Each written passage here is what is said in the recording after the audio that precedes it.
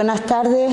Muchísimas gracias a todos y a todas las asistentes por estar hoy aquí en estos diálogos de escritura, acompañando, como bien saben, a Carlos Battaglini y en la presentación de su libro Me voy de aquí. Y antes que nada, como siempre, el agradecimiento a esta TEA que nos acoge como madera cálida y que llevamos usando, gracias a la buena predisposición de quienes gestionan dentro y de también todo el equipo técnico y el equipo de personal de las salas durante todo el año, y que ha permitido que estos diálogos se desarrollen con normalidad dentro de las posibilidades de la pandemia actual y siempre cumpliendo con las normas sanitarias establecidas. Muchas gracias a todo el equipo, muchas gracias a Emilio, que anda por ahí, a Estefanía, que creo que se está examinando.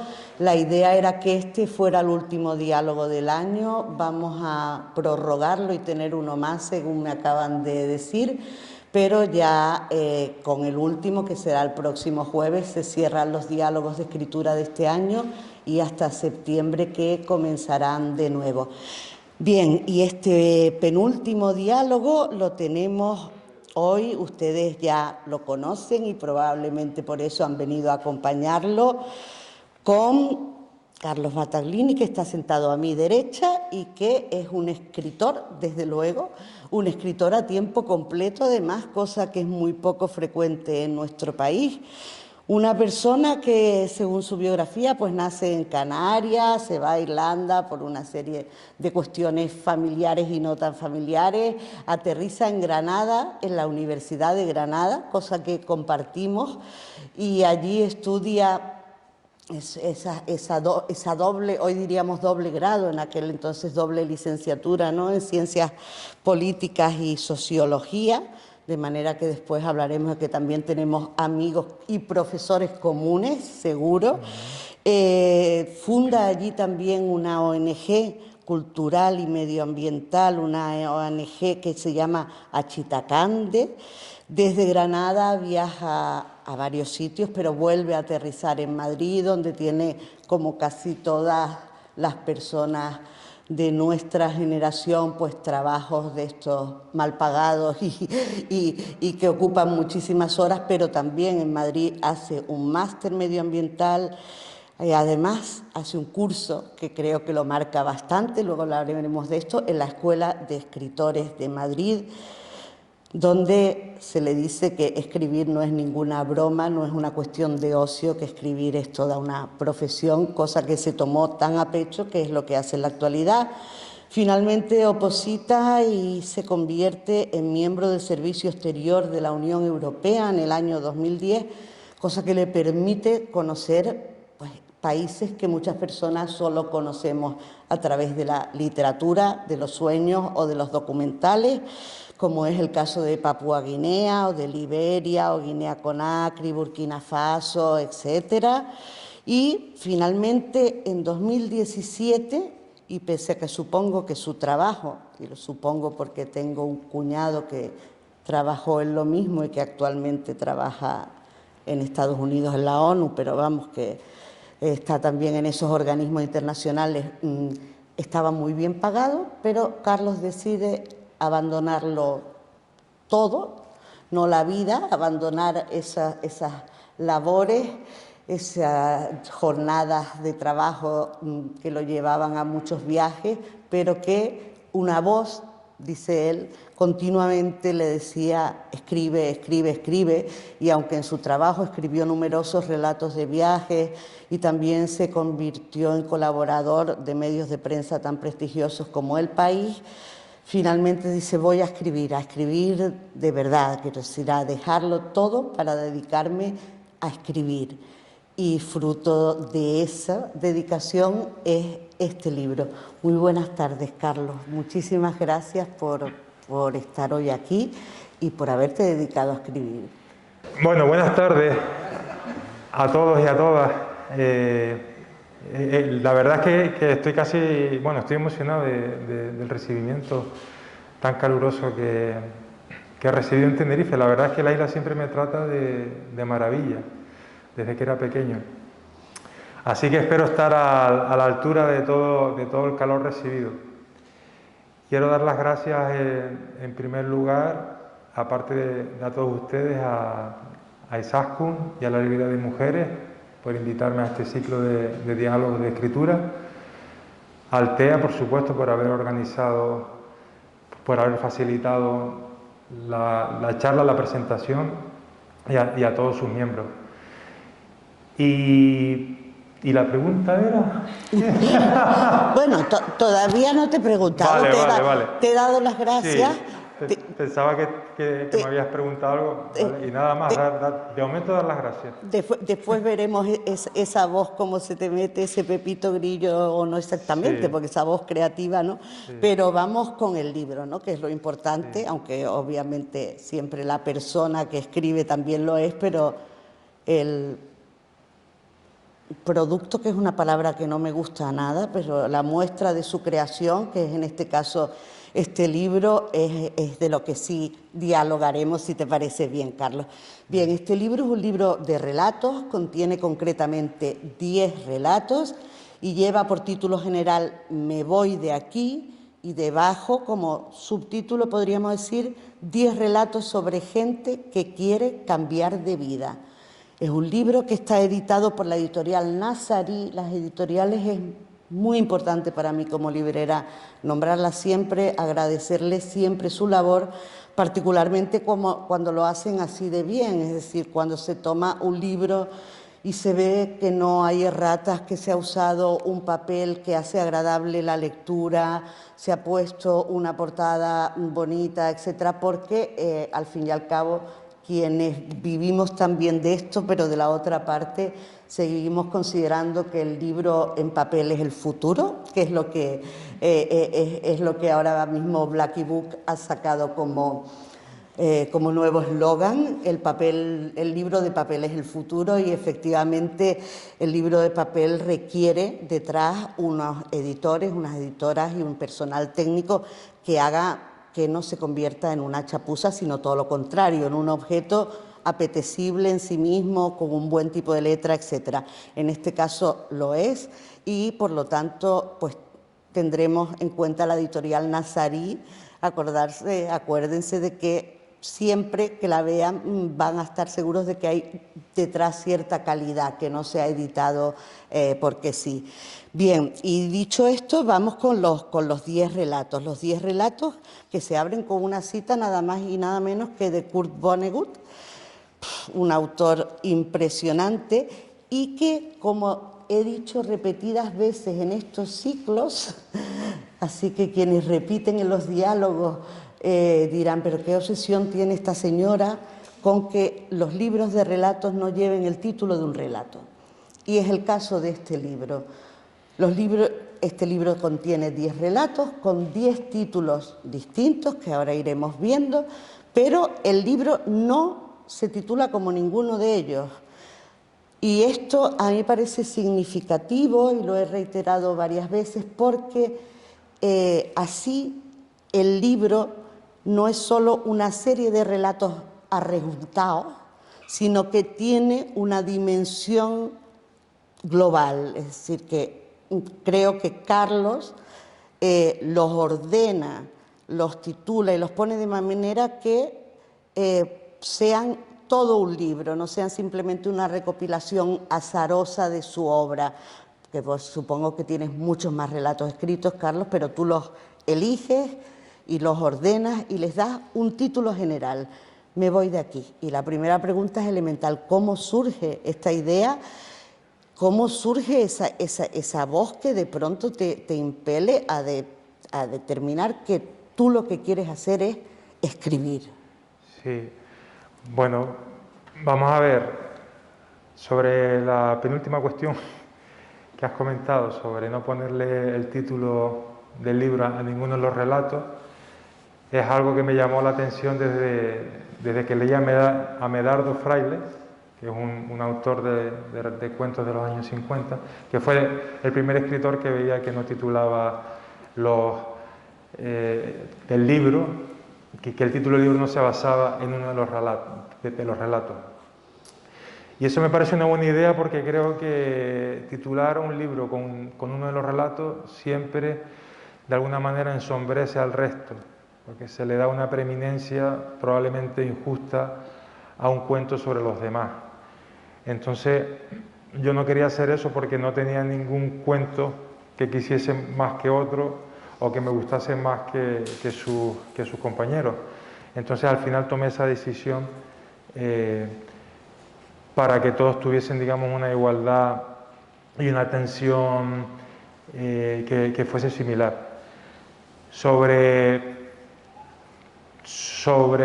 la idea o la decisión de ponerme a escribir a tiempo completo, bueno, es una decisión que tomo después de muchos años de pensármelo. Como podrán comprender, este tipo de decisiones no se pueden tomar del día a la noche, por lo menos en mi caso, más con toda la presión social y sistémica que tenemos encima. O sea, yo había hecho mi carrera, mi oposición, como ha dicho Isaac, por cierto, gracias por toda la biografía, veo que ha visto, que ha hecho un buen repaso a todo lo que es mi vida hasta ahora, y profesionalmente. Pero tenía una fuerza interior que gradualmente era imparable. O sea, yo tenía la sospecha de que me iba a convertir en una persona frustrada si no dedicaba todos mis esfuerzos a la intención literaria. Y cada vez era más consciente de eso.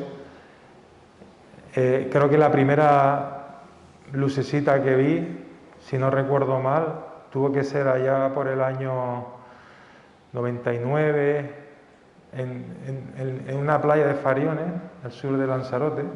Recuerdo que le dije a un amigo, después de haber leído A Sangre Fría de Truman Capote, así, lo solté así, digo, tío, igual, no sé, puede hacerse escritor. Y lo solté un poco para mí mismo, pero recuerdo que mi amigo me dijo, bueno, ¿y por qué no? Y creo que esa fue la que yo recuerdo la primera vez como que me lo planteé. Fíjate, en el año 99 tenía 23 años y no tomó la decisión hasta que cumplo 40. O sea, tuvieron que pasar 17 años desde que se concibió hasta que se materializó. Entonces fue un largo camino, sobre todo los últimos años ya se iba acentuando de una manera imparable. Recuerdo paseos kilométricos por las playas de Papúa Nueva Guinea, en Port Moresby, la capital. Tengo que hacerlo, y al final, muerto de miedo, temblando, pero lo hice. Y no me arrepiento, en absoluto. Sí, lo hiciste y aquí estás, te vas de aquí, pero aquí estás como escritor y efectivamente es una decisión arriesgada, no cabe duda, porque, bueno, en todo el mundo, pero particularmente en nuestro país es muy difícil vivir de la escritura, incluso muchísimas personas no consideran que sea un oficio ni que sea una profesión, mucho menos, ¿no? Vázquez Montalbán siempre lo defendía como profesión y decía que él trabajaba en su trabajo, que era escribir entre 8 y 10 horas diarias, pero era una excepción. Marta Sanz también lo defiende y se pasa también todas esas horas y muchas otras personas, pero no cabe duda que sigue siendo un oficio no tan bien visto. Tú, además, como dijimos antes, pasaste por la Escuela de Escritores de Madrid, aunque brevemente. ¿Tú crees que ser escritor sí es una profesión y que por lo tanto, aparte de leer muchísimo y aparte de tener algo, esa voz que te lo dicte, es importante también aprender técnicas, intentar acercarse a escuelas literarias, etcétera? Sí, la pregunta del millón que sigue sin contestarse es eso, si el talento nace o se hace, ¿no? O sea, yo, por supuesto, no tengo la respuesta. Tengo la sospecha de que hay un componente de talento natural, muy pequeño, que sin trabajo duro no llega a ningún lado. Creo que eso más o menos lo que yo sé hasta hoy. Igual dentro de 15 o 20 años tengo otra opinión. Entonces, ese curso que nombras, que fue en el año 2003, a mí me sirvió de una manera significativa. ¿Por qué? Porque cuando uno hace algo al principio, aun por muy máquina que sea, por muy inteligente que sea, va a cometer errores, va a cometer deslices. Es como si me pongo a pintar ahora sin tener ni idea y pretendo saber técnica a los 2 meses. Entonces, ese curso para mí fue muy importante porque, primero, encontrarme con otros fanáticos de la literatura, por así decirlo, que pensaba yo que era una especie de rara avis, pues eso ya me tranquilizó un poco en el sentido de esa sensación de soledad, se alivió y se mitigó de manera llamativa. Y por otro lado, el curso, si bien, por supuesto, no van a escribir por ti, pero sí es verdad que me dio unas pautas muy generales que solo con los años de duro trabajo pude o estoy pudiendo, porque todavía estoy en el proceso, completar.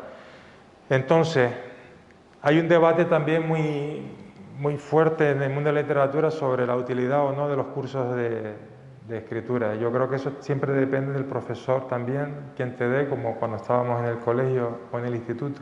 Y aquí estoy viendo varios compañeros del colegio y del instituto. Y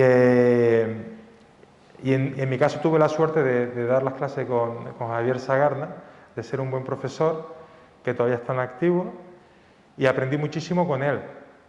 Después, como digo, una cosa es que te den 4 pinceladas, los planos, pero claro, después eres tú en tu casa, con el culo pegado ahí, con perdón, horas y horas, el que va a tener que completar esa primera llamada.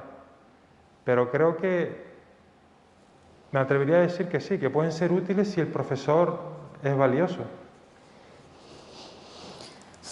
Sí, evidentemente depende mucho del profesor como en los coles, en los institutos e incluso en las facultades, ¿no? Bien, y tú, bueno, decides hacerte escritor y te pones manos a la obra, ya has hecho este curso, has leído muchísimo, ya has comentado aquí con qué edad te habías leído a sangre fría y cómo te surge así ese primer comentario casi anecdótico de, ay, ¿por qué no escribir, no? Y te sientas a trabajar y decides que lo que vas a sacar para que leamos es un libro de relatos. ¿Por qué esta decisión? Es decir, ¿en qué momento la tomas? Porque parece que seguimos considerando que el gran género, lo que hace a un escritor o escritora es la novela, pese a que sea un género decimonónico y pese a que esté muy cuestionado y haya mucha... Pero está pues la poesía por una parte, que parece que es para otro tipo de gente, tanto en público como quien la hace, y la novela, para decir que uno es escritor parece que lo que tiene que haber firmado es una novela. Y tú te decantas por presentarnos, en primer lugar, un libro de cuentos, un libro de relatos. ¿Por qué? Pues fue precisamente el resultado del curso que hice fue de relatos cortos. Y reconozco que mi intención inicial era escribir una novela, como muchos, como dices tú, porque es verdad que sigue siendo el género rey, o por lo menos el más respetado. Ahora que estoy escribiendo una, puedo entender por qué. Me parece el género más duro, por razones obvias de cantidad de páginas, pero no el más difícil. No es lo mismo. Entonces, por aquel entonces, pensé que con toda la ignorancia del mundo y con toda la ingenuidad del mundo, que los relatos, los cuentos podrían ser una buena manera de foguearme, de entrenarme, para luego entrar de una manera sólida en el mundo de la novela.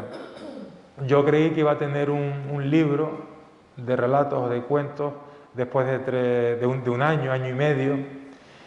Eso fue en el año 2004 y no acabé el libro hasta el año 2020. O sea, pasaron 16 años. Lo cual se debe a diversas razones. La primera yo creo, no estoy seguro, pero creo que la primera era por un necesario proceso de formación literaria que yo carecía por aquel entonces. O sea, fui respetando cada vez más a la literatura, entonces me di cuenta que yo no podía sacar un libro en el 2006 o en el 2007 porque iba a ser pues algo bastante fallido, bastante flojo y que no se iba a sostener en el tiempo. Me daba cuenta que todavía me faltaba muchísimo por leer, por aprender, por observar, por vivir. Entonces durante todos esos años traté de reforzar todos esos aspectos de mi formación. No digo que haya que estar 15 años, también tardé tanto porque, como bien dijo Izaskun, mi carrera profesional se iba complicando en el buen sentido porque me iba metiendo en sitios exigentes como el servicio exterior que me demandaban muchísimas horas al día. Y todo eso unido también a mi desorden literario, también debido a mi ignorancia por aquel entonces. Yo escribía al mismo tiempo diarios, crónicas de viajes, el libro de relatos, escribía artículos de opinión, tenía un blog. Entonces, claro, por aquel entonces no contaba con el factor tiempo, que hoy en día seguramente me obsesiona. O sea, ya tengo como un reloj de arena aquí en la cabeza cada vez que hago algo para decir, bueno, esto tiene futuro, si tiene futuro me meto, si no, paso. Y por aquel entonces, quizás con 20 y pico años, el tiempo no era un factor tan determinante como por lo menos lo es. Yo estoy seguro que estamos equivocados en lo que el tiempo se refiere, pero como sigo en mi equivocación, cuando nos muramos seguramente nos daremos cuenta que el tiempo iba de otra cosa, pero bueno, como no lo hemos descubierto, pienso que el tiempo es limitado. Y todo eso hizo que al final, entre la ignorancia, la dispersión, mis trabajos profesionales y otras cosas, pues surgieron de repente pues 15 años. Y aparte lo que has dicho tú, no fueron 10, escribí bastantes más. Mi ignorancia de nuevo, yo tenía relatos, por ejemplo, del Imperio Romano, tenía relatos experimentales y luego el mercado me decía que eso no tenía ni pies ni cabeza, que las editoriales te exigían una coherencia temática que yo por aquel entonces desconocía, con lo cual tuve que descartar relatos que no casaban con estos que son contemporáneos, modernos y fundamentados en el realismo. Fue un proceso de aprendizaje. Qué bien, ojalá continúe, porque el proceso de aprendizaje o el proceso en sí mismo es casi todo, ¿no? Aunque ahora tengamos en la mano el resultado de ese proceso y podamos disfrutarlo como personas que leemos. Y estos relatos que supongo que eliges tú o también con tu editor, que es lo habitual, o tú solo, son muy distintos dentro de tener esos elementos comunes que hacen que puedan formar un buen libro y que efectivamente en todos ellos los personajes quieran cambiar de vida, que es lo que les pones aquí, que quieren cambiar de vida, ¿no? Y por eso el Me voy de aquí, muy buena elección que el último sea Salir, ¿no? Pero en cualquier caso, aunque tienen esos elementos comunes, son también obras independientes, cada una de ellas, y tú cambias incluso la forma de escritura. Algunos están en primera persona, otros están en tercera, algunos tienen localizaciones más o menos concretas, otras son, da igual, puede ser cualquier ciudad del mundo porque lo que está contando el relato no tiene que ver con el entorno. Y todo esto, ¿cómo te va surgiendo? Es decir, te nace la idea a partir de una historia, te nace la idea, has dicho antes lo de observar, ¿no? Que cuanto más vas leyendo, pero también viviendo y observando, ¿no? Te nace a partir de una imagen, como nos decía, por ejemplo, José Ovejero nos hablaba de que a él le suelen surgir como imágenes las ideas que luego desarrolla, ¿no? En tu caso, el proceso creativo parte ya de una historia, de una imagen, de una música, o cada uno, o todas estas cosas se dan en función de él, ¿no? Sí, normalmente son fogonazos, imágenes, sensaciones, sospechas de que ahí hay una historia.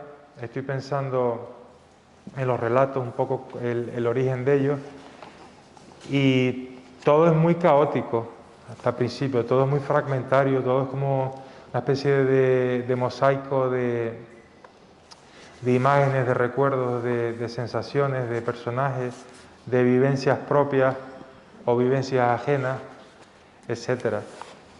A veces lo tienes más o menos claro desde el principio hasta el final, y en otras ocasiones pues no. O sea, entras por un lado que tú más o menos intuyes, aunque yo soy muy de mapa, como se dice, soy mucho de planificar y trato de sentirme cómodo hacia donde voy desde el principio, aunque es imposible tener toda la certeza desde el inicio, afortunadamente.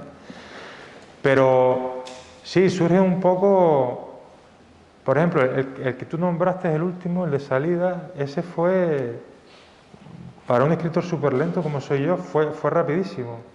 Y es uno de los relatos que más, bueno, el más diferente seguramente de los 10 y de los que más han gustado. Ese curiosamente fue rápido, no me costó tanto. Sí, me vacié, me acuerdo que estaba hecho polvo cuando lo escribí, estaba completamente exhausto, pero el proceso temporal no duró tanto. Y después el libro también te vas dando cuenta que se va haciendo solo. O sea, los relatos o los cuentos empiezan a hablar unos con los otros, y al final te vas dando cuenta que hay una especie de punto neurálgico, una especie de leitmotiv. O sea, algo así como un tema común, dice, ves de manera inconsciente que hay una serie de temas que te interesan o que te obsesionan y que salen a la luz. Lo más difícil seguramente fueron a partir del segundo o tercero, ¿no? Porque al principio seguramente estás marcado por tu autobiografía, por ti mismo, pero a partir del segundo y el tercero eso ya no vale. Tú no puedes volver a hablar de ti.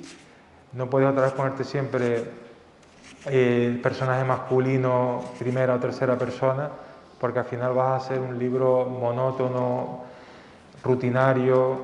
O sea, el reto fue empezar a poner, por ejemplo, mujeres como protagonistas, incluso animales, en ciertas ocasiones, y a meterme en los cuerpos y en las cabezas de otras personas, a cambiar las voces. Por supuesto, tenía claro que tenía que modificar de primera a tercera, segunda no llegué a meter, pero también me lo pensé, sabía, o sea, tenía claro que tenía que ser algo rico, algo diverso, algo que fuese, digamos, sólido desde el punto de vista técnico.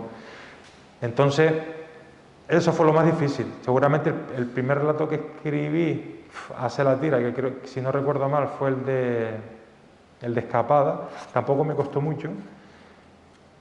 Pero a partir de ahí digo, ya me está saliendo el mismo personaje del relato anterior, ya me está saliendo las mismas muletillas, y ahí te das cuenta también que el cerebro está acostumbrado a la rutina, a la programación, a no pensar, y tienes que desaprender a partir de ahí.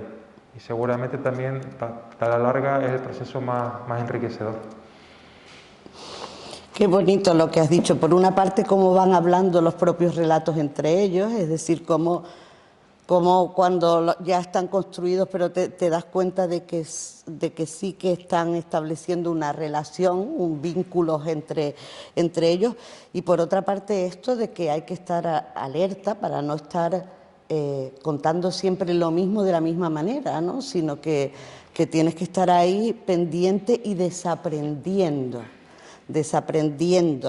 que de eso Chloe sabe muchísimo, porque es esa función de la imaginación que generalmente nos hacen desaprender a lo largo de la vida, sobre todo a niveles académicos, y que luego alguien que decide dedicarse a la creación como tú, tiene que volver a ser capaz de perder todas esas corazas y esos filtros y a ponerse otra vez en la mirada de un niño soñador, de alguien capaz de meterse en la vida de quien está hablando en el bar al lado, o de esa señora que coincide contigo en la compra, e inventarte, es decir, ser capaz de meterte en su cabeza, inventar su vida para poder narrar un relato que es ficción, pero que tener esa capacidad no es fácil.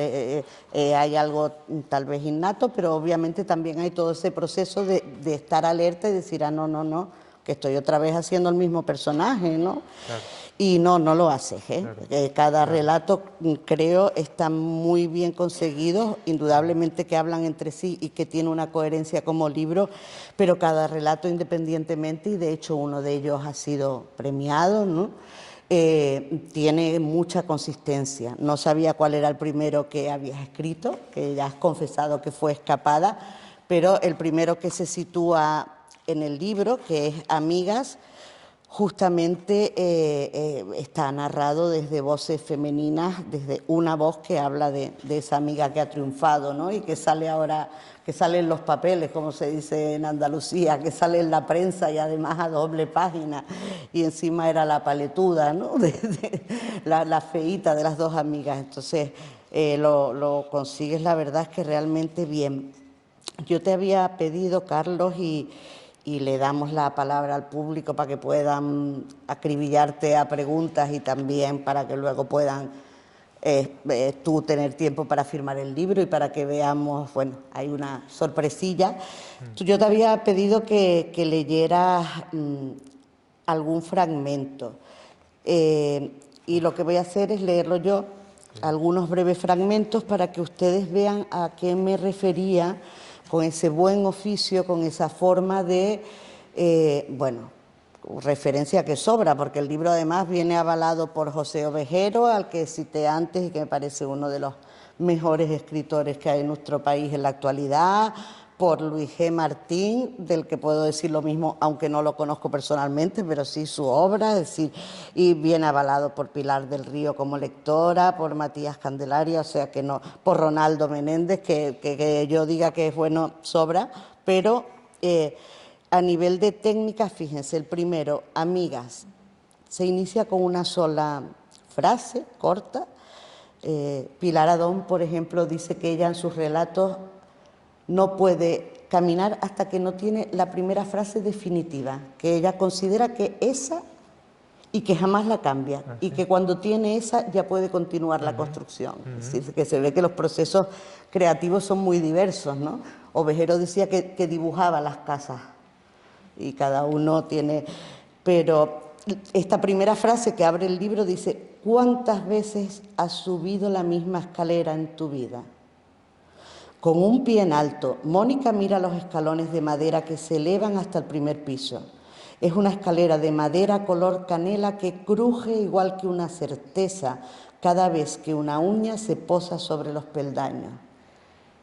Qué belleza y qué nivel poético también, ¿no? Porque esto de que cruje como una certeza no es típico de la prosa descriptiva, es decir, nos dice el color el material, la madera, el color, pero cuando haces la referencia al sonido y en lugar de decir cruje como la rama del árbol en otoño o cruje como el motor de no sé qué, cruje como una certeza, o sea que se ve ahí también que tú también te adentras en la poesía, ¿no? Este es, por ejemplo, el inicio del primer relato. Si nos vamos al de matrimonio, por ejemplo, tenemos un tono totalmente distinto. El primer párrafo del relato que lleva por título Matrimonio y que es el quinto, aunque no hace de bisagra porque realmente al ser 10 pues las bisagras son el quinto y el sexto, ¿no? Pero es el quinto relato y dice: se casaron en la playa bañados en pétalos de rosas y a las pocas semanas ya estaban en aquella mansión con piscina alejada de todo. Allí se les juntó un gato tuerto y más tarde llegué yo para trabajar como mayordomo. Y parece que hace una música, ¿y qué va a pasar ahora? Sí. ¿No? Porque sí, ahí ya empiezas narrándolo desde fuera, pero luego te identificas, ya llegué yo, ellos se casaron, qué bonito, y entonces llegué yo como mayordomo. Y es como que se te vienen encima todas las... El malo siempre es el mayordomo, ¿no? El asesino, como dicen en las películas. Dice, te viene encima la incógnita y dices, tengo que leérmelo, tengo que leer. Sí. Es una entrada totalmente distinta, ¿no? Sí, sí.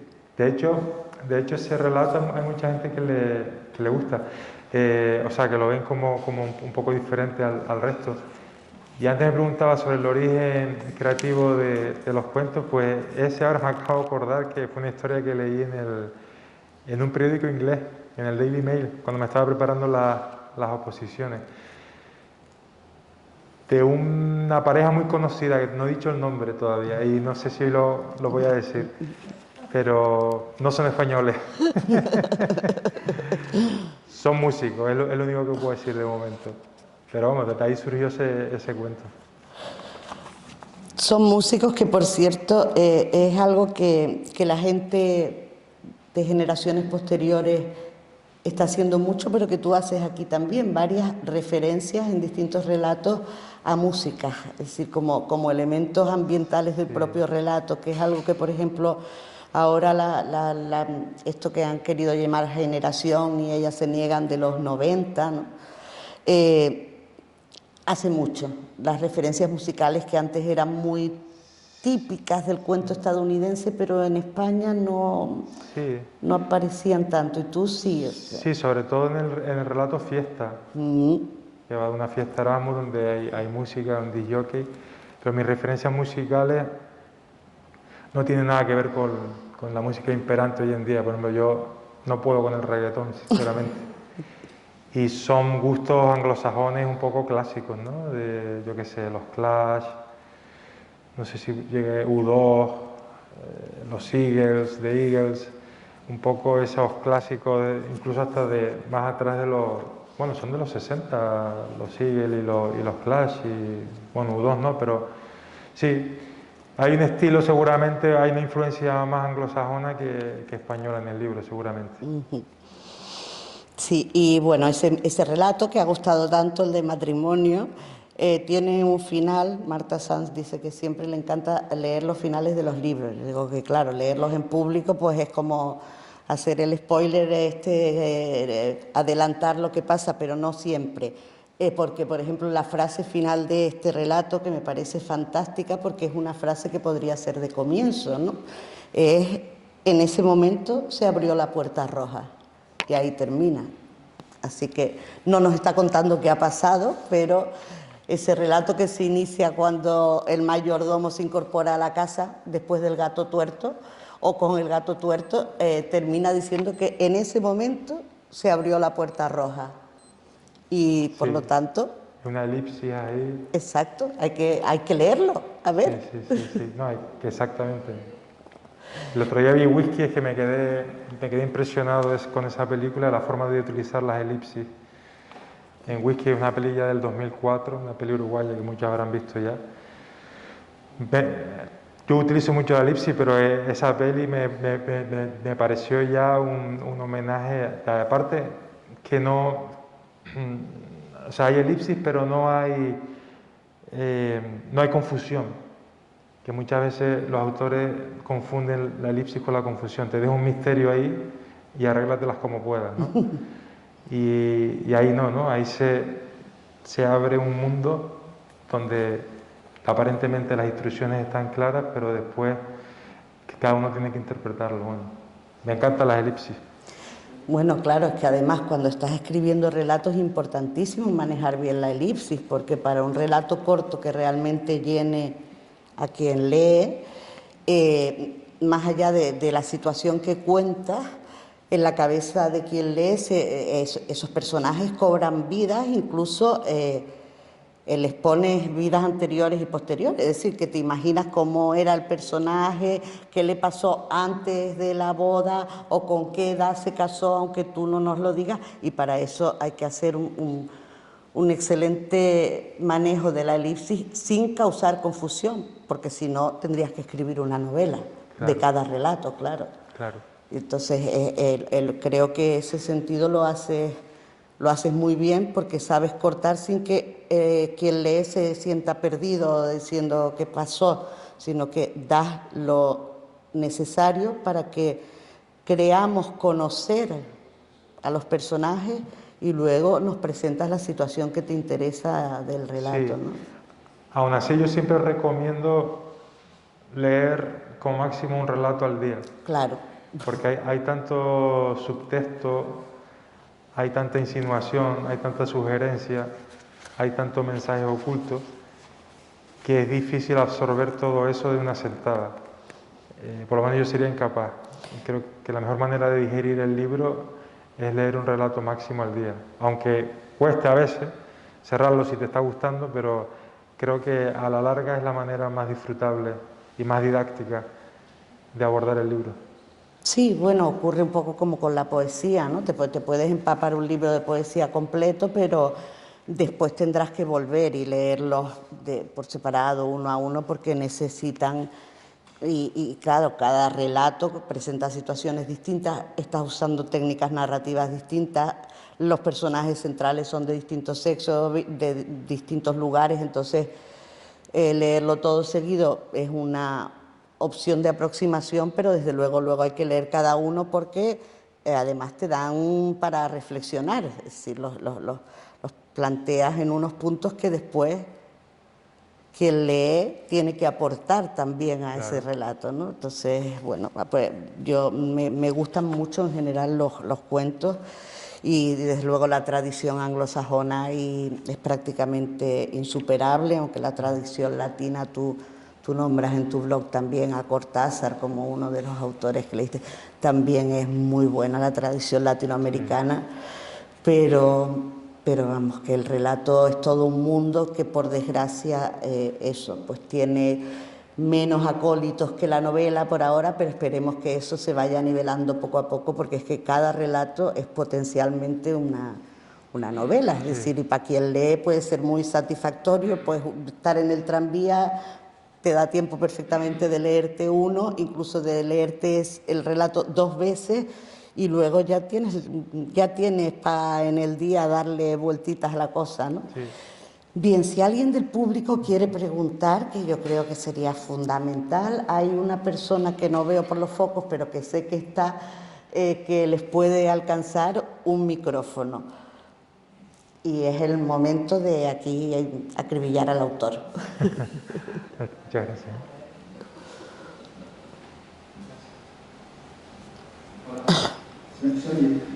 Sí. Sí. Buenas. Elena Villagra, la mujer de Eduardo Galeano, contó una vez que él tomaba mucha referencia de fútbol, que le encantaba el fútbol, y para escribir recurría, a pesar de que la literatura era muy social, siempre tomaba cosas del fútbol. Yo sé que a ti te gusta mucho el baloncesto, la guerra, concretamente. ¿Es tu caso? ¿Tomas algo del deporte para escribir, para tu libro? Sí, totalmente. Además, lo estuvimos hablando anoche, precisamente. Lo que pasa es que actualmente, a día de hoy, todavía el deporte tiene muy mala reputación en el mundo de la literatura. O sea, son pocos los escritores que se atreven a hablar de él por miedo a ser considerados pues, brutos o poco intelectuales. Sin embargo, tiene una riqueza brutal desde el punto de vista técnico. Ayer hablábamos de las similitudes entre el lado débil en baloncesto y los personajes secundarios. Es exactamente lo mismo. O sea, el lado débil, para los que no estén familiarizados con el baloncesto, es el lugar donde el balón no está. Eso se llama el lado débil en baloncesto y suele decidir la jugada, porque es lo que no esperas, el balón acaba cayendo ahí. Con la literatura es lo mismo. Casi siempre el asesino está en el lado débil, es alguien que no espera. Entonces, también hablábamos del triángulo de los Chicago Bulls. El que haya visto el documental de Last Dance, cómo jugaban los Bulls de Jordan, ¿no? Con uno en el poste alto, siempre tenían que tocar la pelota 3 personas mínimo y formar jugada a partir de ahí. En literatura exactamente lo mismo. Los personajes tienen que interactuar, no pueden hacerlo todo solo porque acabas aburriendo al lector y a ti mismo. Entonces tienes que apoyarte siempre en un frontón, en personajes que toquen la pelota, es decir, haciendo una metáfora, que sean protagonistas, y eso le da mucho dinamismo a todo proceso creativo. Y como te digo baloncesto, te digo ajedrez, hay miles de respuestas también en el ajedrez, como puede haberlo en la cocina, en la pintura, en la arquitectura, en la jardinería. Yo creo que todo está relacionado.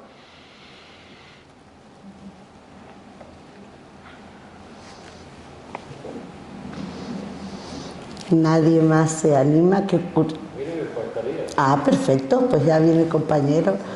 Lo de fútbol, efectivamente, Galeano escribió hasta un libro sobre fútbol y Manuel Vázquez Montalbán también.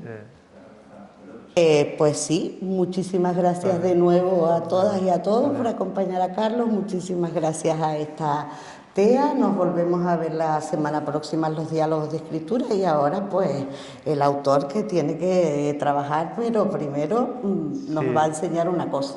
Sí, vamos a poner un book trailer.